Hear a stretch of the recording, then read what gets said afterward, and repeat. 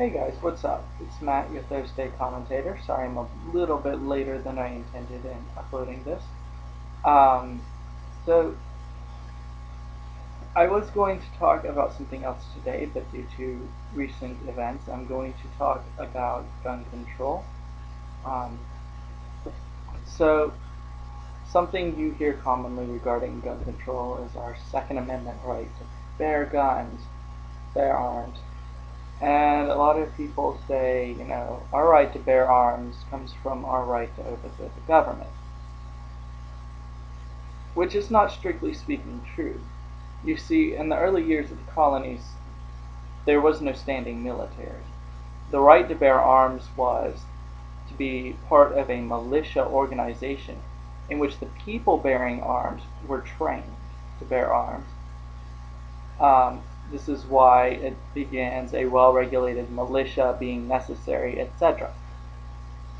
The idea was if we don't have a standing military, the government can't oppress the people with it, but the country's got to defend itself somehow. We can't just let everyone invade and then be like, oops, we didn't want a standing military, and well, now we have one from France, Spain, England, any of them will work. So they said, what we're going to do is we're going to make the people the military. Which, given the time and the fact that America was separated from Europe by a vast ocean, and it was very difficult and took years to cross that ocean at the time, was a pretty wise choice. Given today, where a bomb can be dropped at an instant's notice from an airplane that maybe takes a few hours to fly across the ocean, not so much. We actually need standing military today. As such, what do we do with this amendment? Some people say, well, part of the point of the militia was to overthrow the government if it got tyrannical. And that's true to an extent. But not entirely.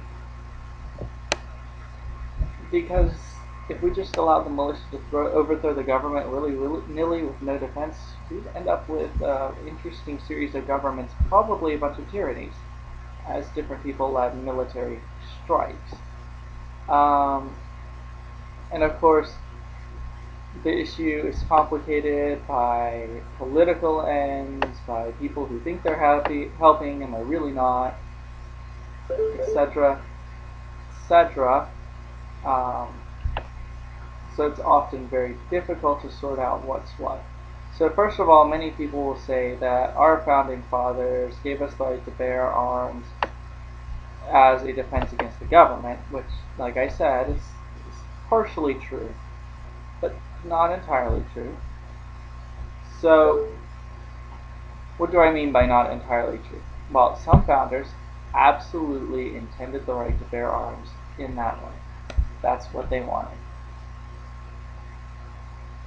But something that Americans don't seem to realize when we talk about our founding fathers, besides the fact that they're not perfect, which we're going to ignore that for now,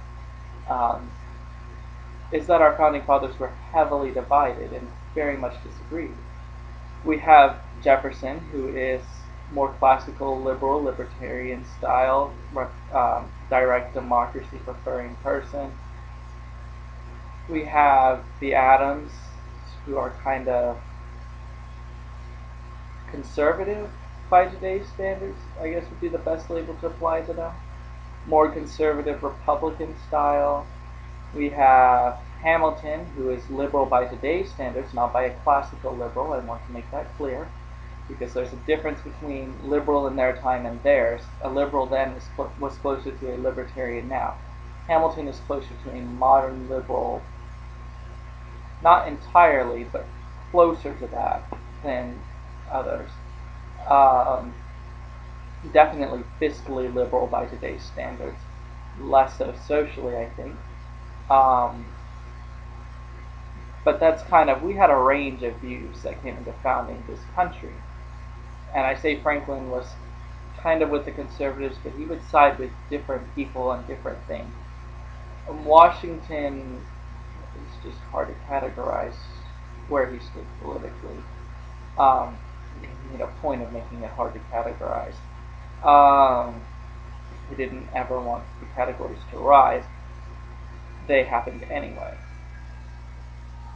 Anyway, when something goes wrong, everyone likes to pull out their favorite founding fathers quote about you should have prevented this by doing this, and if we had listened to the founding fathers, this would happen.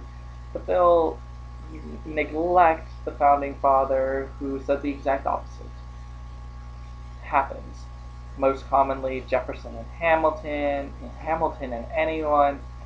For the record, Hamilton stormed out of the Constitutional Convention in outrage. He urged the states to be very wary in accepting it. Succeeded in Rhode Island, which was known as Rogue Island, and very nearly didn't sign the Constitution. In fact, it only signed when threatened that the other states would send representatives to Rhode Island and treat it as a foreign country. Um, so there's that. There's the fact that our founders don't agree. They don't. I can give you lovely quotes, or you can go look them up yourself. But I wanted to move on to more statistics, modern based, because anyone can find the statistics too. But hopefully you're intelligent enough to understand that people agree. So the statistics I decided to look up.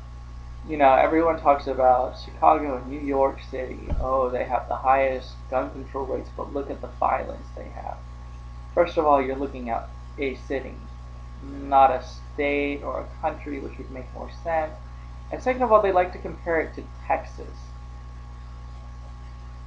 I'm not sure, like Texas cities, I'm not sure it's quite comparable.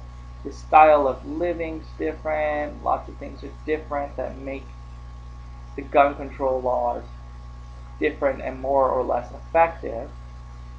The culture in Texas is very much different from the culture in New York or in Chicago.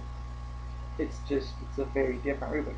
But let's assume, because they like to, that we can compare any two cities or any two countries. Now, we get to look at Europe. If we can compare anything, if we can compare Chicago to Houston, we can compare the US to European countries. Of course, one could argue that we really can't equate Chicago to Houston, and that gun control laws need to be done by area and by state, and people still don't like that when the state starts to regulate things. That's a whole nother story that we could go into. We're going to work with national gun control. So I've decided I'm going to compare the US to the UK, because the UK is much smaller, and it's less demographically diverse. But go ahead, start saying that gun violence in the U.S. is caused by race and the cultural diversity. If the American media leaves anything left after they finish ripping you to pieces, I'll leave flowers on your grave. Seriously though, and that's not necessarily what causes it. Just because something is higher in another ethnic group doesn't mean that causes it. There are lots of factors such as poverty versus wealth, um, assets that are typical, various things that contribute to gun violence. And the UK has a lot of those same struggles. And believe it or not, Americans, there are black people in the UK. Shocker. Um, they're not all one race. Oh my God. The only, way you would know that is obviously through Doctor Who and their black actors, of which there are scarce few, to be fair. But I mean, no, there's definitely minority presence in the UK before you start saying they're all white. Anyway, that aside, so what I have in front of me right now are some statistics, and I'm just going to read them out. So first of all, we have the percent of all homicides that are by firearms, they're guns. Basically, how many homicides are committed with guns. So in England and Wales, the UK, it's 6.6% of crimes, of homicides. Great. How many in the US? 60%. Factor of 10. And just to be clear, the UK has much stricter gun control laws than the US. Stricter than I would even support, but we're comparing things. So number of homicides by firearm in the year, this was 2010, I believe. So this is in the entire country. 41 in England and Wales versus over 9,000 in the US, 9,146. Well, you could say, well, the US is a lot bigger. Well, the UK is a lot smaller. That's true, the number, but the percent. Okay, so gun violence, homicide by gun, per 100,000 population. So now we're adjusting for the population. And this is the significant figure here. So in England and Wales, in the UK, it is 0.07. So 0.07 homicides by gun. That means homicides using gun per 100,000 people. That means there are approximately seven homicides by gun per 1,000 people. Am I doing my math right? Yep, cancel 2 zeros, we're left with 1,000. So there were 7 homicides per 1,000 people, or 0.07 per 100,000, pick your favorite. They measure the same thing. Now, what about the US? This is the significant figure, because in the US, it's 2.97, almost 3. Almost 3. Homicides by gun per 100,000 people. So that means, the UK is at 0.07 and the US is at 2.97, right? So let's do a little bit of division. 2.97 divided by 0.07 gives you 42.4, lots of extra things, but around 42.4. So in the US, per 100,000 population, you are 42.4 times more likely to be killed by a gun. Yay! That's exactly what you want to hear. Okay. So then there's statistics of rate of ownership, average firearms per 100 people, and in the UK, because the gun control laws are so steep, it's 6.2% of the population. Well, there are 6.2 guns per 100 people. And in the US, because America, there are 88.8 guns per 100 people. Yay! So what does this say? Well, it says something very obvious that some gun rights advocates seem to miss. If you decrease the number of guns, you decrease the number of kills by gun. Right? Okay. So now, this is from the UN, the United Nations.